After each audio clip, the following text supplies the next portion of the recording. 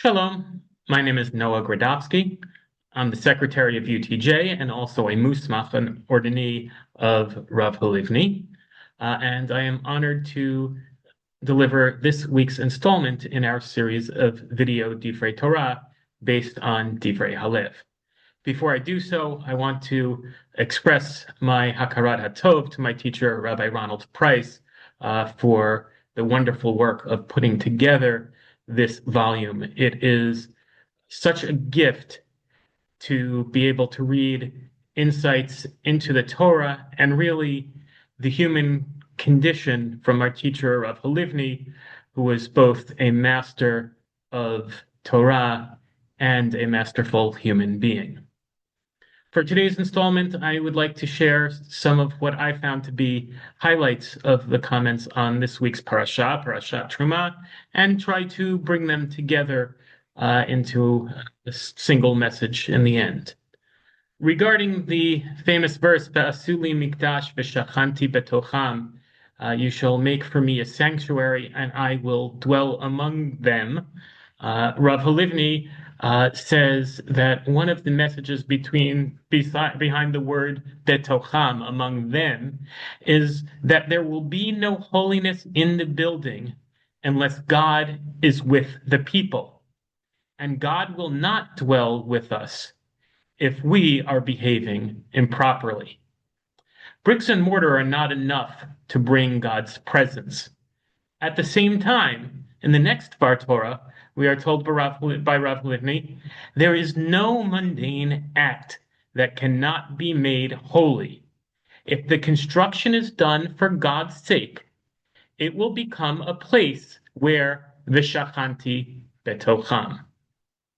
The next Bar Torah, Rav Halivni focuses on the Holocaust, and this brief Bar Torah is really an excellent introduction to Rav Halivni's philosophical thoughts towards the Holocaust, including very prominently that there can be no adequate explanation for the Holocaust.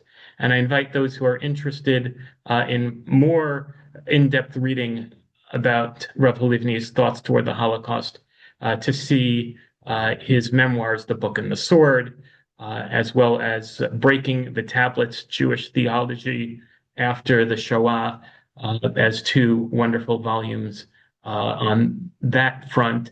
And note that the UTJ Viewpoints bookstore that has a link to purchase Divrei Halev also includes links to those volumes. Rav Halivni argues that a contributing factor to the Holocaust was the role of Bechira Chovshit, free will, and he associates the Holocaust with a lack of betocham, a lack of God's presence in our midst.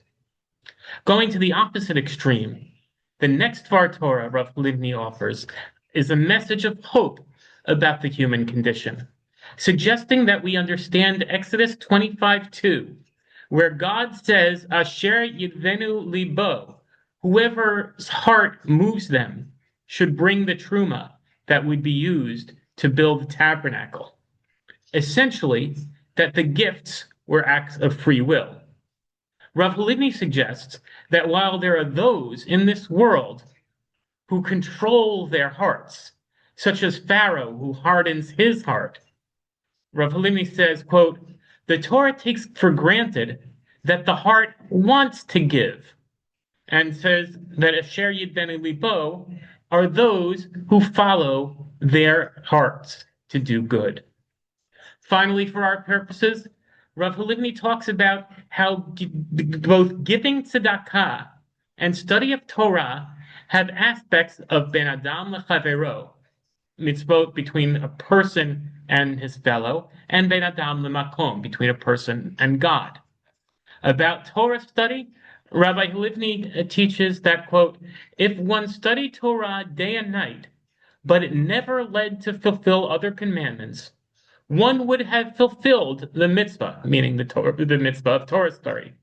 The part of the mitzvah that requires kavanah, proper intent, however, would have gone missing.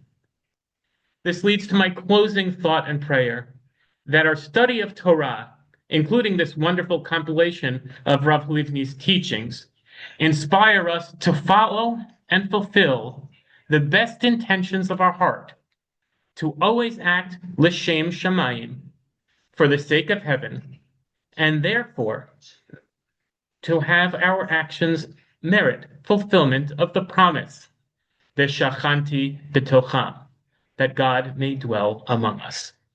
Shabbat Shalom.